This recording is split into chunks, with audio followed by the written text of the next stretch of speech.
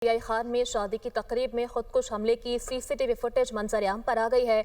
Bomber अफगानी निकला। खुदकुश bomber की शनाख्त 21 साल अब्दुल रहमान के नाम से हुई। जराये के मुताबिक फुटेज के मुताबिक खुदकुश बमबार सफ़ेद चादर ओढ़े पंडाल में दाखिल हुआ। खुदकुश बमबार कबायली रक्स के दौरान पंडाल छोड़कर अकब में एक कमरे की तरफ गया जहां अकाबरीन इलाका मौजूद थे। खुदकुश बमबार ने कमरे में दाखिल होते ही खुद को धमाके से उड़ा लिया, जिसके नतीजे में कमरे की छत मुनहदिम हो गई। वासिले जहन्नुम खुदकुश बमबार के अलावा हमले में 5 अफराद जाँ बहक हुए। खुदकुश हमला अमन कमेटी के सरबरा नूर आलम महसूद के भतीजे की शादी की तकरीब में किया गया।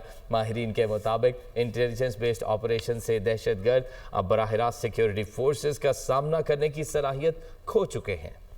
खान में शादी की तकरीब में खुदकुश हमले की सीसीटीवी फुटेज मंजर-ए-आम पर आ गई है।